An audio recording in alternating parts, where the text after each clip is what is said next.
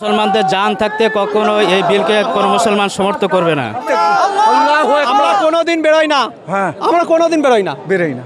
আমরা আজ বেরিয়েছি, এক হয়েছি, ইনশাআল্লাহ আরো মজবুত হবে, আরো মজবুত। আজ থেকে শুরু কিয়ামত পর্যন্ত চলবে। শুধু এই লড়াইটা না, আরো অনেক লড়াই বাকি আছে। সেই লড়াই বিষয়ে আমরা অনেক লড়াই ইনশাআল্লাহ। এরা এটা মোদি সরকার করে আমাদের জন্য সুযোগ করে দিচ্ছে এক হওয়ার। ও বোকামো করেছে আমাদেরকে এক হওয়ার সুযোগ ওই নিজে করিয়ে দিয়েছে। ইনশাআল্লাহ আমরা এই লড়াই কিয়ামত পর্যন্ত লড়বো। অনেক লড়াই আছে, এর আগে আমরা বেরিয়ে আসিনি, আজ বেরিয়েছি। আমরা আমাদের লড়াই, আমাদের অধিকারে এই মোদি সরকারের হাত দেওয়া উচিত ছিল না। এর আগে তালাক বিলে আমরা বেরোইনি, তালাকের একটা বিষয় ছিল, সেই বিষয়ে উনি হাত দিয়েছেন, হস্তক্ষেপ করেছেন। এসব আমাদের সংবিধানে উনি রাতোরাত নিজেই মতামতে আরও অনেক মানুষকে অনেক কষ্ট দিয়েছে। हाँ अच्छा दिन आने वाला है, आज 10 साल से ज़्यादा हो गया, कहाँ अच्छा दिन मिल रहा है? अच्छा दिन नहीं है।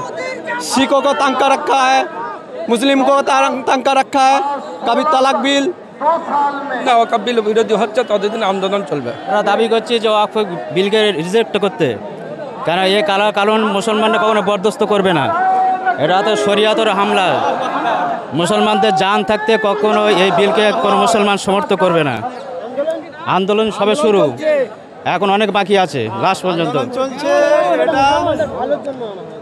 না ভালোর জন্য না, এর মধ্যে কোনো ভালো নেই।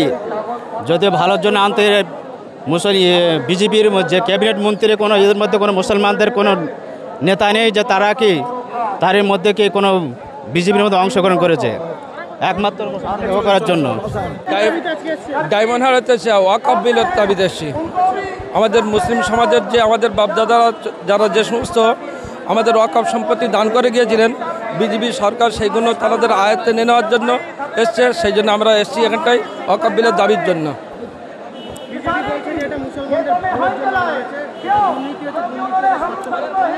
না, আমরা মনে করি এটা আমাদের ভালোর জন্য না, কারণ এটা আমাদের ওয়াকফ সম্পত্তি, আমাদের বাপদাদাদের সম্পত্তি। সেই জন্য আমরা এসেছি এর দাবিতে। এখানে মিছিল হচ্ছে পদ করার জন্য, সেই জন্য আমরা এসেছি। দাবি হচ্ছে যে যেমন আমাদের ওয়াকফ সম্পত্তি ছিল, যে দাবি আমাদের ছিল, সেই রকম আমরা ফিরে চাচ্ছি।